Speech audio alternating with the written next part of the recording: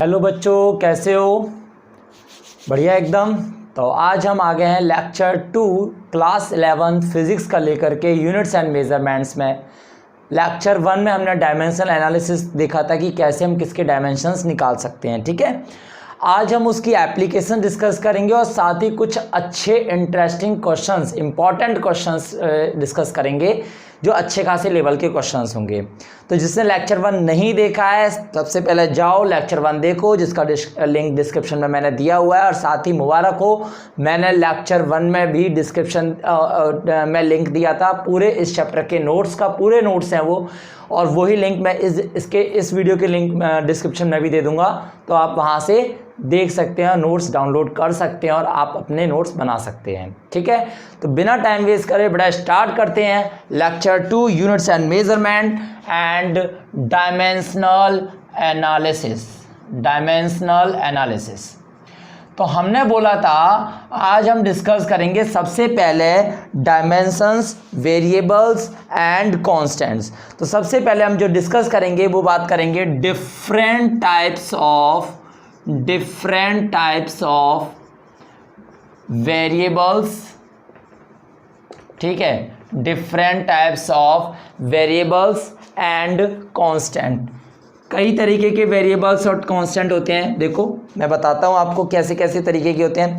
देखो कुछ वेरिएबल्स ऐसे होते हैं, वेरिएबल किसे बोलते हो आप? वेरिएबल किसे बोलते हो? जिसकी वैल्यू फिक्स नहीं है, ठीक है। चलो, कुछ वेरिएबल ऐसे होते हैं जिनके डायमेंशन होंगे और कुछ वेरिएबल ऐसे होते हैं जिनके डायमेंशन नहीं होंगे। मतलब अगर हम इनको डिस्टिंग्विश करें तो वेरिएबल्स 2 टाइप्स हो गए। एक तो हो गया डायमेंशनल वेरिएबल और एक हो गया डायमेंशन लेस वेरिएबल, ठीक है। ऐसे ही कांस्टेंट को भी हम 2 हिस्सों में डिवाइड कर सकते हैं, डायमेंशनल कांस्टेंट और दूसरा लेंगे क्या हम, डायमेंशन लेस कांस्टेंट। समझना बात को बड़ा, एक बार में फीलिंग आ जाएगी, एक बार में समझ में आ जाएगा, गारंटी लेता हूं मैं। ऐसे वेरिएबल जिनके डायमेंशन होते हैं, मतलब डायमेंशन है और उनकी वैल्यू भी फिक्स नहीं है, वैल्यू भी वेरी करती रहती है, तो उन्हें कहते हैं हम डायमेंशनल वेरिएबल। जिसमें एग्जांपल आता है आपका area, volume, speed, velocity, acceleration, force, work, energy, ये सारे, ठीक है, जिनके डायमेंशंस भी हैं साथ ही उनकी वैल्यू वेरी कर रही है। ऐसे वेरिएबल्स जिनके डायमेंशंस नहीं होते, जी हां, एग्जांपल एंगल का डायमेंशन नहीं होता, डायमेंशनलेस क्वांटिटी है। स्पेसिफिक ग्रेविटी डायमेंशनलेस क्वांटिटी है। तो ऐसी कोई भी क्वांटिटी जिसके डायमेंशंस नहीं होते, स्ट्रेन, ठीक है, स्ट्रेन क्या होता है, change in length upon original length. तो लेंथ अपॉन लेंथ कैंसिल हो गया, तो डायमेंशन कहां रह गया उसका, डायमेंशन तो क्या हो गया, 0 हो गया। तो ये क्या हो गया, डायमेंशन लेस। समझ में आ गया, डायमेंशन लेस वेरिएबल। अब ऐसे कांस्टेंट, ऐसी क्वांटिटी जिनकी वैल्यू फिक्स है, वैल्यू चेंज नहीं होंगी, वैल्यू कांस्टेंट है, बट उनमें से कुछ के डायमेंशन होंगे और कुछ के डायमेंशन नहीं होंगे। देखो एग्जांपल में अगर हम बात करें तो कैपिटल जी, बताओ capital G 6.67 into 10 to the power -11 nm square kg -2। Value सुनते ही दिमाग में आ गया कि इसकी वैल्यू तो कांस्टेंट है, साथ में इसके डायमेंशन है, हमने लेक्चर 1 में डिस्कस किया डायमेंशन। तो ये क्या होगा, डायमेंशनल कांस्टेंट। ऐसे कांस्टेंट जिनकी वैल्यू फिक्स है साथ में डायमेंशन भी है। स्मॉल जी क्या होता है, acceleration due to gravity, Planck's constant. बताओ ये सारे के सारे, इसकी 9.8, इनकी सभी की वैल्यू कांस्टेंट है, साथ ही इनके डायमेंशन है। लेकिन ऐसे भी कुछ कांस्टेंट होते हैं जिनके डायमेंशन बिल्कुल भी नहीं होते हैं, जैसे कि pi 3.14, that's it, value constant, no dimension, exponential e etcetera. तो ये थी चीजें, कुछ ऐसे वेरिएबल जिनके डायमेंशन है, कुछ ऐसे वेरिएबल जिनके डायमेंशन नहीं है, कुछ ऐसे कांस्टेंट जिनके डायमेंशन है, कुछ ऐसे कांस्टेंट जिनके डायमेंशन नहीं है। समझ में आ गया? तो ये थे आपके different types of variables and constant. चलो अब हम स्टार्ट करने जा रहे हैं application of dimensional analysis. Application of dimensional analysis, चलो देखो ना, एप्लीकेशन ऑफ डायमेंशनल एनालिसिस। यहां पे अगर हम बात करते हैं एप्लीकेशन ऑफ डायमेंशनल एनालिसिस में, तो 3 एप्लीकेशन थी, पहले मैं तीनों को लिख देता हूं। पहली एप्लीकेशन क्या है कि convert the physical quantity from one unit system to another unit system, ठीक है। Second, check the correctness of the equation and formula, equation and relation. Basically कोई भी रिलेशन दिया है, कोई भी फॉर्मूला दिया है, कोई भी इक्वेशन दिया है, उसकी करेक्टनेस चेक करने में भी ये काम आता है डायमेंशन एनालिसिस, ठीक है। तीसरा, deduce the relation between different quantities, मतलब ड्राइव द फॉर्मूला। अगर हम सिंपल भाषा में कहें तो ड्राइव द फॉर्मूला। कोई भी फॉर्मूला बना सकते हो आप, आपको बस पता होना चाहिए डिपेंडेंस, आपको बस पता होना चाहिए डिपेंडेंस, ठीक है। Reduce the relation between different quantities, drive the formula. तो अभी फिलहाल हम इस टॉपिक को डिस्कस करने जा रहे हैं। फर्स्ट एप्लीकेशन, ठीक है। चलो, फर्स्ट एप्लीकेशन पढ़ने से पहले आपको एक चीज पता होनी चाहिए। क्या पता होना चाहिए बताओ? कि 1 मीटर इक्वल्स टू 100 सेंटीमीटर होता है। भैया ये तो पता था, पहले से पता था, हमें बिल्कुल मानता हूं आपको पता था, लेकिन एक बात जानना यहां पे, राज की बात, ये एक अलग यूनिट सिस्टम है और ये एक अलग यूनिट सिस्टम है, और ये टोटल वैल्यू इसके बराबर है। और मैं क्या कह दूं, ये इसका मैग्नीट्यूड और ये इसकी यूनिट, ये इस यूनिट सिस्टम में इसका मैग्नीट्यूड और ये इसकी unit. System change, magnitude change, साथ में यूनिट भी चेंज। सिस्टम चेंज तो मैग्नीट्यूड चेंज, साथ में यूनिट भी चेंज। तो मैं इसको लिख दूं n1, इसको लिख दूं u1, इसको लिख दूं n2, इसको लिख दूं u2, और इस पूरी की वैल्यू को लिख दूं q। तो क्या मैं q equals to n1 u1 equals to n2 u2 लिख सकता हूं? समझ में आ गया होगा कहीं हद तक, ठीक है। चलो एक और चीज हम डिस्कस करते हैं। क्या डिस्कस करते हैं कि बेटा एक बात बताओ मुझे, मैंने लिखा 1 मीटर पर सेकंड, या फिर मैंने लिखा 100 सेंटीमीटर पर सेकंड, बताओ क्या कुछ फर्क लगा? बात तो एक ही है, ये आपका एमकेएस सिस्टम, ये आपका CGS system. Is that clear? बेटा ये एमकेएस सिस्टम, ये सीजीएस सिस्टम, लेकिन दोनों के डायमेंशन तो सेम होंगे।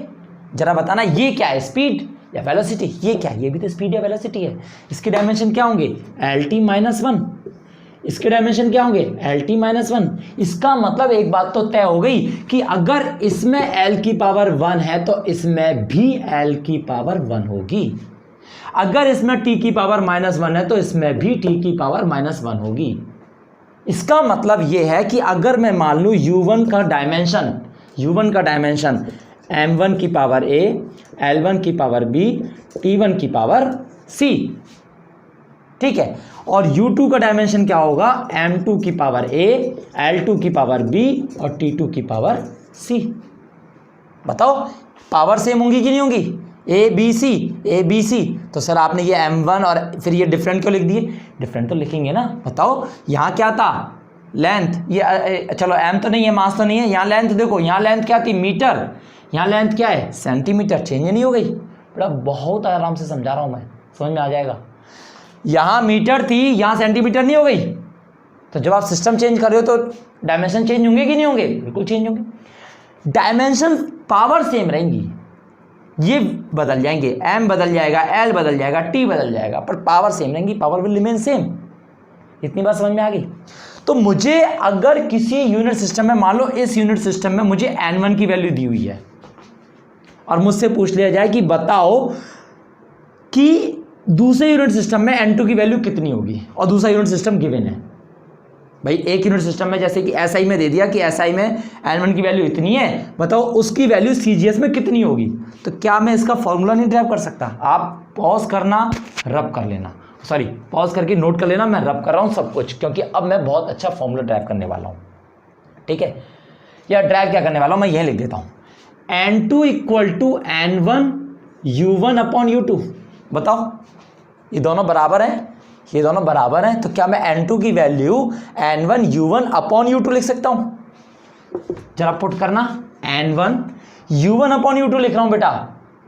जब ये सेम सेम पावर सेम है ना दोनों की, तो दोनों एक ही पास आ जाएंगे, m1 अपॉन m2 की power a, l1 upon l2 की power b, t1 upon t2 की पावर c।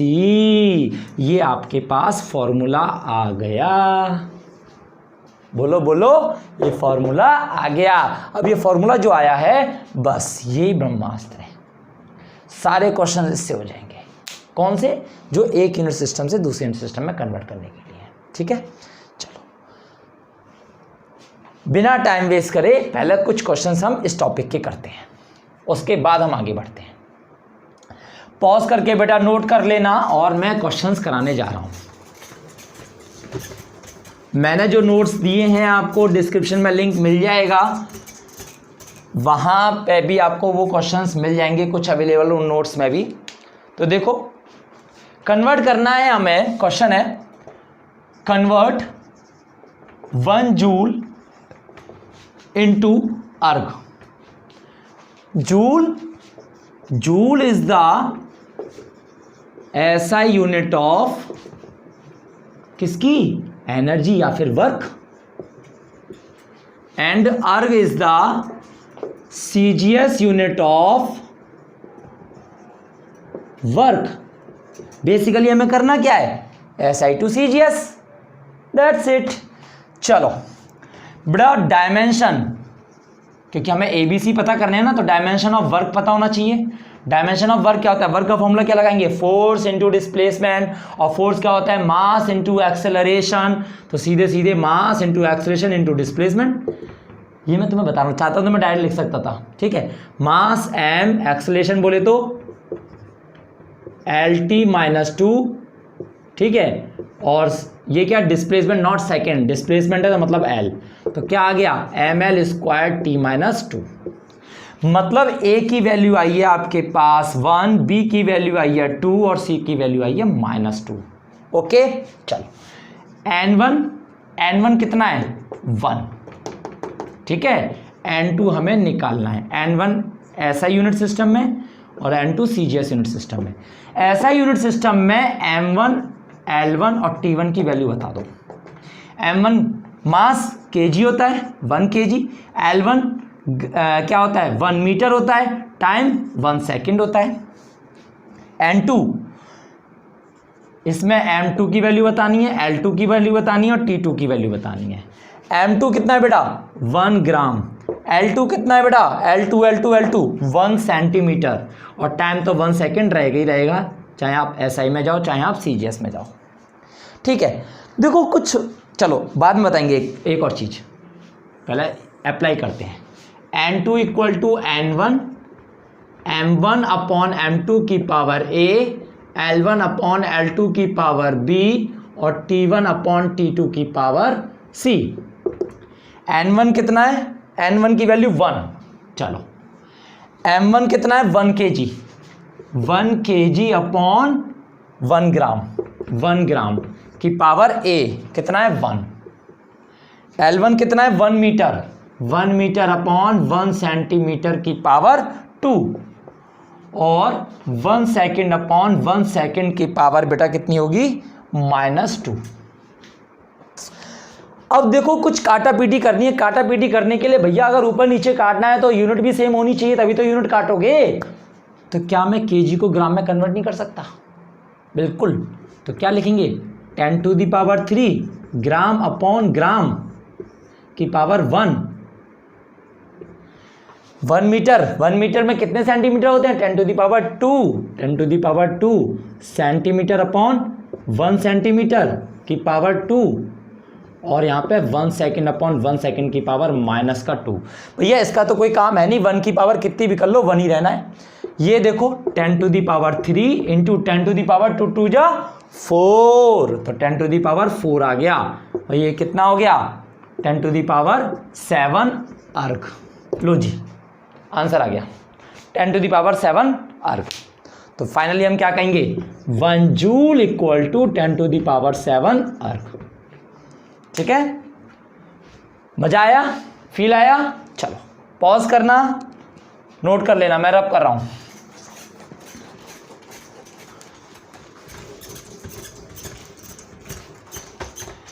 एक और, अब बिल्कुल ऐसे नहीं, मैं जितने भी क्वेश्चंस कराऊंगा अलग अलग टाइप की वैरायटीज ऑफ क्वेश्चंस कराऊंगा, जिससे कि सारे कवर हो जाए। एक ही टाइप के क्वेश्चंस कराने से कोई फायदा नहीं है, फिर तो आपके पास बुक्स अवेलेबल होंगी, ठीक है, तो आप क्वेश्चंस वहां से कर ही सकते हैं, लेकिन मैं अलग अलग वैरायटीज ऑफ क्वेश्चंस कराने वाला हूं। ओके, अब जैसे क्वेश्चंस मैं एक दे रहा हूं, कन्वर्ट 1 न्यूटन इनटू डाइन, ये आप खुद कर लेना, खुद ट्राई कर लेना। Convert 1 newton into dyne, simple.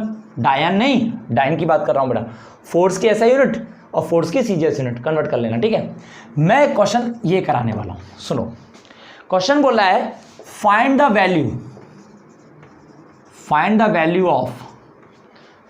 Value of 60 joule पर मिनट, 60 जूल पर मिनट, ठीक है। Find the value of 60 joule पर मिनट ऑन अ सिस्टम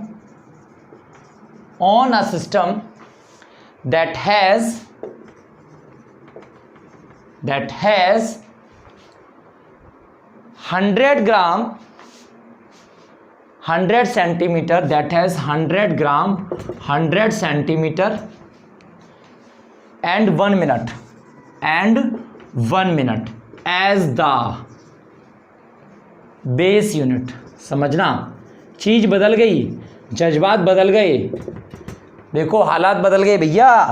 अब कोई ये नहीं कह रहा कि SI टू CGS कर दो, CGS टू SI कर दो। अब तो ये कह रहा है कि इसने एक नया सिस्टम दे रखा है और इसने दूसरा नया सिस्टम दे रखा है जिसमें कन्वर्ट करना है। अब कुछ भी प्री डिफाइंड नहीं है, जो कुछ है ये क्वेश्चन डिफाइन कर रहा है, ये अपना सिस्टम बना के दे रहा है, ये अपनी चला रहा है। जब ये अपनी चला रहा है तो हम भी अपनी चलाएंगे। लो जी साहब, ये है क्या मामला 60 जूल पर मिनट का? कुछ समझ में आ रहा है? जूल बोले तो energy, work per unit time. Oh my God, ये तो पावर निकल आई।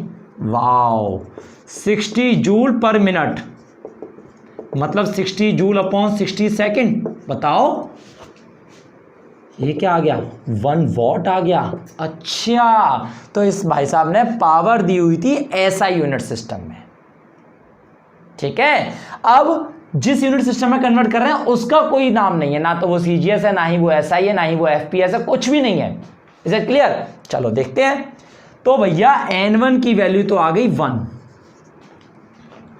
बाद में लिखेंगे, पहले हम इसके डायमेंशन देखें। पावर के डायमेंशन क्या होते हैं? डायमेंशन ऑफ पावर, क्योंकि ABC की वैल्यू चाहिए ना। डायमेंशन ऑफ पावर, पावर क्या होता था? Work upon time, work upon time. Work का क्या होता है? अभी निकाला है ml² t - 2 अपॉन t, तो ये ऊपर जाएगा तो ये आ जाएगा आपका ml² t - 3, ml² t - 3, ठीक है। सही है ना? -2 - 1 बिल्कुल सही है बेटा। A की वैल्यू आ गई 1, B की वैल्यू आ गई 2 और C की वैल्यू आ गई -3, ठीक है। चलो N1 कितना है? 1। तो ये तो ऐसा यूनिट सिस्टम है, तो इसमें तो सीधे सीधे आ जाएगा M1 1 kg को क्या मैं लिख दूं? 10⁻³ ग्राम, जिससे कि ग्राम से ग्राम कट जाए। L1 1 मीटर को क्या लिख दूं? 10⁻² सेंटीमीटर, जिससे कि सेंटीमीटर से सेंटीमीटर कट जाए। और T1 1 सेकेंड, ठीक है, 1 सेकेंड। बेटा नया यूनिट सिस्टम N2 हमें पता नहीं, निकालना है M2 L2 और T2। बेटा M2 बोले तो 100 ग्राम, 100 ग्राम। L2 बोले तो 100 सेंटीमीटर और T2 बोले तो 1 मिनट बोल रहा है, इसको इसमें कन्वर्ट कर लो, सिंपल 60 सेकेंड। भाई हमें सेम यूनिट चाहिए जैसे कि यूनिट से यूनिट कट जाए, बोलो। बस इतना खेल आ गया। अब क्या है, अब तो मजे आ जाएंगे। कैसे मजे, तो सर हम वैसे भी ले लेते हैं, चलो कोई बात नहीं। तो भैया n2 equal to n1 m1 upon m2 की power a, L1 upon L2 की पावर b और T1 अपॉन T2 की पावर c। बेटा यहां से n2 देखो, n1 कितना है 1, n1 कितना है 1, वाओ। m1 कितना है 10 to the power 3 gram upon 100 gram, समझना बात को, 10 to the power 3 gram upon 10 to the power 2 gram. मैं होशियार हो गया, चलो 1। L1 कितना है 10 to the power 2 centimetre upon 10 to the power 2 centimetre की पावर 2 और 1 अपॉन 60, 1 सेकेंड अपॉन 60 सेकेंड की पावर कितनी है -3। अब होगा खेला शुरू।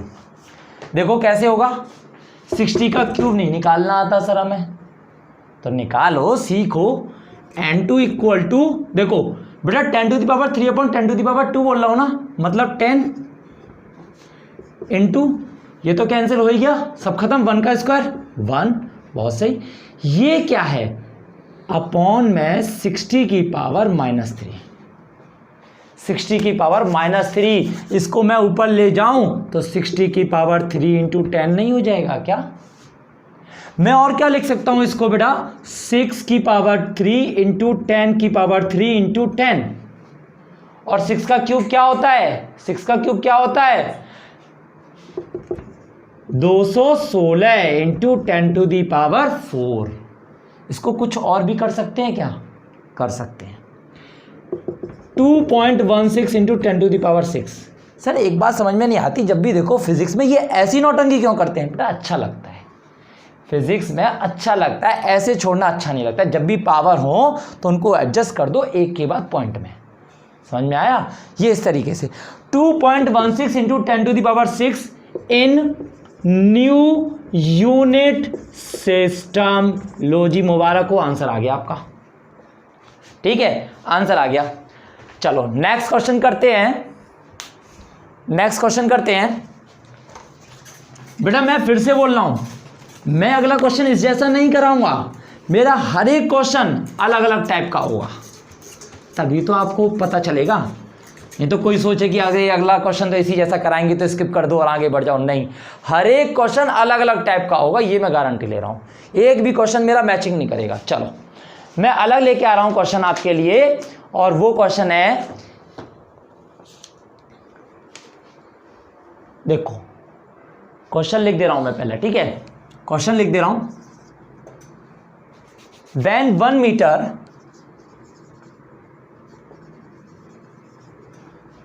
when 1 meter 1 kg और 1 minute are the base unit, ठीक है, कोई एक नया सिस्टम है जिसकी ये बेसिक यूनिट है, base unit.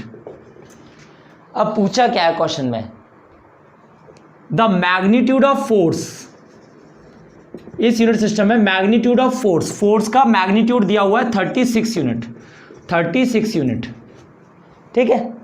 What is the value of this force in CGS system, what is the value of this force in CGS system. ये नया टाइप का मिला नहीं मिला, मैंने आपसे वादा किया था, देख लो, सब कुछ अलग है, सब कुछ अलग है, ठीक है। 36 unit, what is the value of this force in CGS unit system. तो बस बेटे एक बात तो हमें मिल गई यहां से, क्या ये क्या है फोर्स, तो सबसे पहला काम भाग के डायमेंशन निकालो, और डायमेंशन तो सर हटा दिए हो आप हमें, तो देखो फिर डायमेंशन ऑफ फोर्स क्या होता है, मास इनटू एक्सेलरेशन, और क्या आ जाएगा बेटा ml/t-2। ओ माय गॉड, ए की वैल्यू 1, बी की वैल्यू 1 और सी की वैल्यू -2। ए बी सी की वैल्यू आ गई भाई, यहीं से तो निकालते हैं ए बी सी की वैल्यू। चलो अब देखो कि एक यूनिट सिस्टम n1 जिसमें 36 वैल्यू दिया हुआ है, इसकी m1 लिख लो, l1 लिख लो, t1 लिख लो। n2 हमें निकालना है, जिसका m2 लिख लो, l2 लिख लो, t2 लिख लो, बस हो गया। इतना अगर जिसने कर लिया फिर तो क्वेश्चन हो ही जाएगा, फिर तो कैलकुलेशन रहेगी, फिर तो बेटा मैथ का काम रह गया, फिजिक्स का काम हो गया, मेरी जिम्मेदारी खत्म हो जाएगी। ठीक है, फिर आपको मैथ में एक्सपर्ट होना पड़ेगा। चलो m1 देखो, m1 मास 1 kg, 1 kg 10⁻³ ग्राम। मैंने डायरेक्ट 10⁻³ ग्राम लिख दिया इस बार, आप भी तो एडवांस हो मेरे साथ साथ। क्यों लिख दिया? क्योंकि मुझे पता है आगे CGS में कन्वर्ट करना है, मतलब इधर ग्राम लिखूंगा तो ग्राम से ग्राम कट नहीं जाएगा, समझ में आया? चलो L1 कितना लिया हुआ है? 1 मीटर। 1 मीटर को मैं क्या लिख दूं? 10⁻² सेंटीमीटर। और T1 कितना लिया हुआ है? 1 मिनट को मैं क्या लिख दूं? 60 सेकेंड। मैंने कोई पाप नहीं किया, मैंने एज इट इज वही वैल्यू लिखी है, बस CGS की फॉर्म में, जिससे कि यूनिट से यूनिट आगे चल के कट जाए। M2 1 gram, L2 1 centimetre, T2 1 second. Put the value, get the answer. बस N2 equal to N1 M1 upon M2 की power A, L1 upon L2 की पावर B और T1 अपॉन T2 की power C। बस N1 की value कितनी है बेटा? 36। M1 अपॉन M2 10⁻³ 10⁻³ ग्राम से ग्राम कट गया होगा, A की वैल्यू आई है 1। ठीक है, L1 upon L2 10⁻² centimetre centimetre cut गया होगा, B की वैल्यू आई 1। और T1 अपॉन T2 60/1 की पावर कितनी आई है? -2। अब खेला शुरू होगा, देखो इधर 36 10⁻³ 10⁻², 10⁻³ इंटू 10⁻² इंटू ये क्या है? 60 की पावर -2, मतलब जे गया भैया नीचे 60 की पावर 2।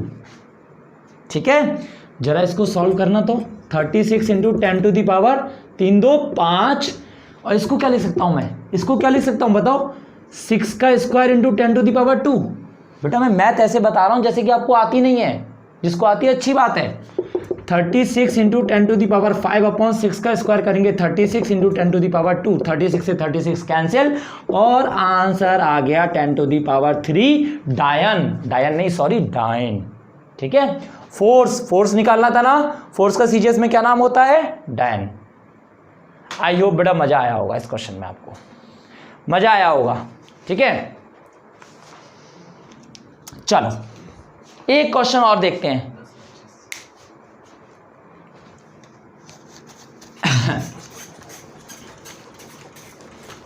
पॉज करके बेटा नोट कर लिया करो, ठीक है, वहीं वीडियो को पॉज करो और नोट कर लिया करो।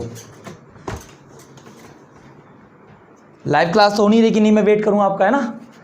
चलो एक क्वेश्चन और लेता हूं, बहुत मजेदार क्वेश्चन है बेटा, मजा आएगा इस क्वेश्चन में। If the unit of force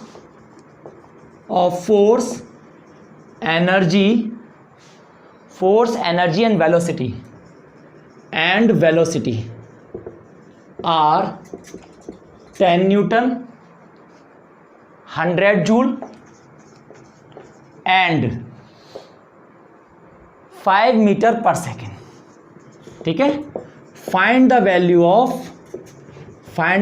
of mass, length and time. इनकी वैल्यू निकालनी है। Find the value of mass, length and time. ठीक है, चलो है ना डिफरेंट क्वेश्चन, मेरा वादा पूरा रहा। चलो मजा आएगा। मैं कह रहा हूं यूनिट ऑफ फोर्स, मतलब फोर्स के डायमेंशन क्या होते हैं बताना जरा। mL/T-2 इक्वल टू फोर्स की वैल्यू कितनी है? 10 न्यूटन। दूसरा है एनर्जी के डायमेंशन क्या होते हैं बोलो? T-2। वर्क था ना, एनर्जी बोले तो वर्क, और वर्क क्या होता है? फोर्स इंटू डिस्प्लेसमेंट, और फोर्स बोले तो ये इंटू एल कर देंगे तो एल स्क्वायर नहीं हो जाएगा, 100 जूल। तीसरा दिया उन्होंने वेलोसिटी का डायमेंशन क्या होता है बेटा? LT-1, 5 metre per second. ठीक है, चलो अब हमारे पास ये इक्वेशन आ गई सेकेंड और ये होगी थर्ड। 3 equation in 3 variable. बस हमें यहां से mLT की वैल्यू निकालनी है, वही पूछा है। देखो find the value of mass, length and time. Basic unit, basic value बतानी है। Is it clear? बस लगा दो। क्या क्या कुछ कर सकते हैं हम, देखो अगर मैं सेकंड को फर्स्ट से डिवाइड करूं, second divides by first, ml square t minus 2 upon ml t minus 2 equal to 100 upon 10। बेटा m से m cancel, t minus 2 cancel, l square upon l, तो एक l बचा कि नहीं बचा, तो यहां से क्या आ गया, l इक्वल टू 10। ठीक है, l इक्वल टू 10। मीटर बोलूंगा, हाँ मीटर बोलूंगा। क्यों मीटर बोलूंगा? क्योंकि ये भी ऐसा यूनिट सिस्टम, ये भी ऐसा यूनिट सिस्टम और ये भी ऐसा यूनिट सिस्टम, तो जो यहां से l की वैल्यू आएगी वो 10 मीटर आएगी। ठीक है, अब इस l की वैल्यू मैं इस इक्वेशन नंबर 3 में पुट कर दूं, put in equation 3, put in equation 3। ठीक है, देखो 10 into t minus 1 equal to 5, तो t माइनस 1 क्या हो जाएगा, 5 अपॉन 10, बोले तो 1 अपॉन 2, और t कितना हो गया, 2 सेकेंड। l की वैल्यू पता है, t की वैल्यू पता है, पुट इन फर्स्ट, फर्स्ट में पुट कर दो, put in first, m l कितना है 10 और t कितना है 2 की पावर माइनस 2 इक्वल टू 10। ठीक है, बताओ कुछ गड़बड़ हुआ क्या? मेरे हिसाब से तो नहीं हुआ गड़बड़, सब कुछ सही है। ओके, तो ये लिख दो, 10 से 10 कैंसिल हो जाएगा, m into 1 upon 4 equal to 1, और m आ गया 4 kg, m आ गया 4 kg। ठीक है, आई होप समझ में आया होगा आपको। चलो ठीक है, एक क्वेश्चन लास्ट और करता हूं। ओके, आज के लेक्चर में सिर्फ एक ही टॉपिक होगा, एक क्वेश्चन लास्ट, फिर इसके बाद मैं लेक्चर 3 भी बहुत जल्दी लेके आऊँगा, और मेरे साथ जुड़े रहना, डायमेंशन मैं पूरा अच्छे से आपको कराऊंगा। ठीक है, डायमेंशन में पूरा अच्छे से कराऊंगा। ठीक है, मेरे साथ जरूर जुड़े रहना। एक क्वेश्चन लास्ट करते हैं हम, और बहुत मज़ेदार क्वेश्चन है वो भी। चलो एक लास्ट क्वेश्चन,